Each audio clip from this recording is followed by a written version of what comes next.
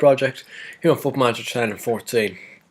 I'm Football Manager HD, and I joined you back in the 4th of July 2015, as I told you about, for the game against Cork City away from home at Turner's Cross. And I'm going to take you through what's happened so far. So has there been any more transfers? No. Nothing. Absolutely nothing else. Anyway, I'll take you through the transfers. As you can see, a lot of losses here early on in the season after that 1-0 defeat to Dundalk in the last live commentary. We lost 4-0 to Bray. Lost 2-1 to Limerick. He scored an own goal. 2-1. We lost 2-1 to Derry, another own goal. Picked up our first point at home to Shamrock Rovers, 2-2. Keith Buckley and Carl Walsh drew 1-1 with Drogheda, Philly Hughes. Lost 2-1 to Sligo, Fred Mead. Lost 1-0 to Dundalk. Lost 1-0 to Cork. Lost 2-0 to Longford. Beat Finn Harps 4-1, Phil Hughes, Paul Martin and Thomas Croke finally getting our first win of the year. Drew 2-2 with St. Pat's, Carl Walsh and Phil Hughes. Lost 2-0 to Dundalk. Lost 2-0 to Bray. Drew 1-1 with Limerick, Phil Hughes. Beat Waterford 2-1 in the Senior Challenge Cup second round, David O'Connor and Carl Walsh. Drew 2-2 with Shamrock Rovers, Robbie Maloney and Gary Shanahan. Lost 2-0 to Drogheda. Drew 2-2 with Derry, Phil Hughes in an own goal. Then beat Sligo. What a win that was, 3-2. Phil Hughes with 2, Brian Nolan with 1. And last but not least, we smashed Longford 4-0. Phil Hughes, Rob Cornwall and an own goal there for ourselves. Well, as you can see, a very poor start there, but we're beginning to slightly get back into things. Have a look at the Premier Division. We sit in 11th spot after 19 games with 15 points, only 2 points off safety. As you can see here, some big names down at the bottom of the table. Sligo in 9th, Shamrock Rovers in 10th. These are big teams in the League of Ireland. If you don't know, these guys are really big teams, those two. They're the kind of Man U and Chelsea, or whatever you want to say, Man U and City, something like that, of over here in Ireland. They're the two really big teams. And having them down there is very, very odd. Now, we're down here in the relegation playoff spot once more, and we are away today against Cork, who are top of the table by 4 points as well, only losing 4 games so far this year in their 19 played. And we have a look at player stats. Most games, Robbie Maloney. Most goals, Phil Hughes with 10. Well ahead of Carl Walsh at 3, who's in second, and then just a bunch of guys on 1.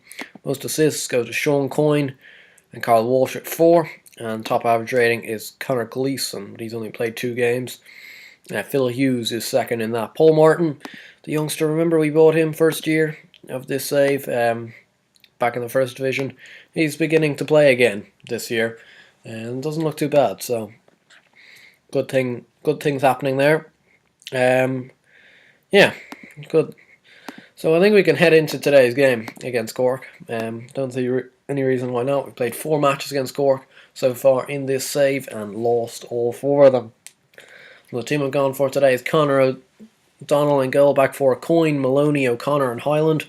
Walsh, Nolan, Buckley, Shanahan, Mead playing off the striker Hughes. Fred Mead, our young Lionel Messi of this Wexford Youths team. He's not doing too bad, developing quite nicely as a player. Not played that great this season, 11 games, 1 goal, 6.6 rating, but still very, very, very, very pleased with where he's going. As you can see, his star rating has gone up to 4.5 star, current 5-star potential. We've still got teams sniffing around for him, so we're gonna have a tough task ahead of us, keeping him at the club. His contract runs out at the end of the year, so I'm trying. I believe I'm in contract discussions with him. So hopefully we can secure him on a long-term deal, so he doesn't move, especially on a free transfer. Because if he does move, I do want to get some money out of him. He is such a good player, and really a guy that rarely, like these sort of guys, they don't come around every day for teams like Wexford Youths. And Phil Hughes is in, and Phil Hughes is going to be offside. No, he is not. He pounces on the air, and actually I haven't got the goals on replay, which is a real shame. But anyway, the ball I think bounces over a couple of heads, and Phil Hughes is on hand to stick it home. As you can see there, Fred Mead also picking up a knock. Just as I was talking him up, he's picked up an injury, which is very disappointing. But we are still 1-0 up here, which is the main thing, really.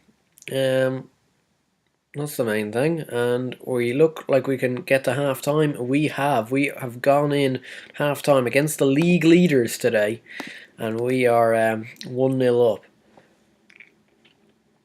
which is an extremely good performance so far.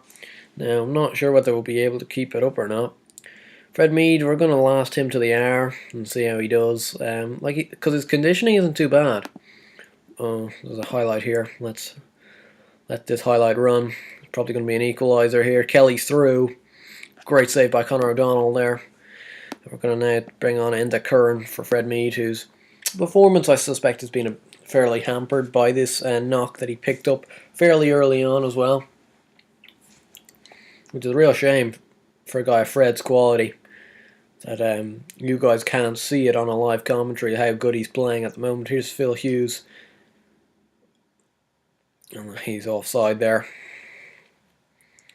And don't know why we saw that highlight. Bit bemused by that. Oh, Dennehy now finds Morrissey inside to Murphy. O'Connor does well, finds Hughes. Oh, Curran's through for his first. Enda Curran still yet to score. The news side. Shanahan, news offside. Enda Curran has yet to score since his move to the Youths from Bohemians last year. Really disappointing, because I was hoping he might turn into a very good player. There's Kelly. Somebody's going to get through here. Healy, Dunleavy, Murphy. There you go. There's the equaliser. It was coming, I suppose. Although the game has been fairly well off. Well, even. It's Darius Murphy with his 9th of the season. He's a regen. I suspect he isn't too bad a player. If he's already bagged 9 as a regen striker. We're not too far into the future, so not many regens are floating about, but obviously are a couple. Oh. Now that's what I don't understand, though. The keeper just get out Morrissey there. It's a great shot, but the keeper does not move. And we've relinquished our 1-goal lead within 2 minutes. Nah, not 2 minutes, around 5 minutes, but we could make it 3 here. No, give it to him, why don't you, Maloney? You fucker. What the fuck is Maloney doing here? Please explain to me, SI. Please. Please do. When does this ever, even at this standard of football, Maloney, you don't just pass it to him. Oh, God, this game really frustrates me sometimes. Buckley. Hey, he caught it. Hooray. And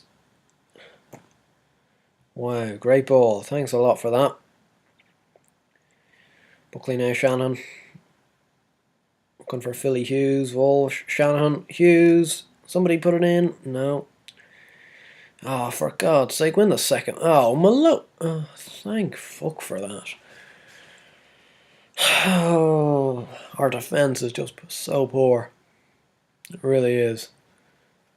Get out Morrissey. Good save. It's just so poor. We seem to be able to relinquish leads just like that. It's as if we're blooming match fixing the games, how easily we kind of roll over when we concede a goal. It really is. It is kind of disturbing how easily we kind of roll over. But anyway, it does look like a loss today, 3-1. It's a good performance for 70 minutes until the floodgates opened, and Shamrock Rovers picked up a win. So it's now gone to 5 points, that gap between ourselves and them. Longford did lose though, which is strike lucky. Yeah, too right. Let's have a look at this Darius Murphy guy. Doesn't look too bad at all. Oh God, he looks good. He really does look good. 7 league goals this year. Not as good as this guy Josh O'Hanlon though, 19 years old, bang them in for Finn Harps. And that is the end of this episode though, episode 6. Next episode, last game of the season is against Cork. Fuck. Yeah, I'm going to have to do the last game of the season though, unless we qualify for the relegation playoff, which we probably will, so I'll probably be doing that. But if we are safe, I will be doing the Cork live commentary. Anyway, I hope you guys enjoyed this episode. If you did, please give it a like and subscribe to the channel. I'll see you guys later. Bye.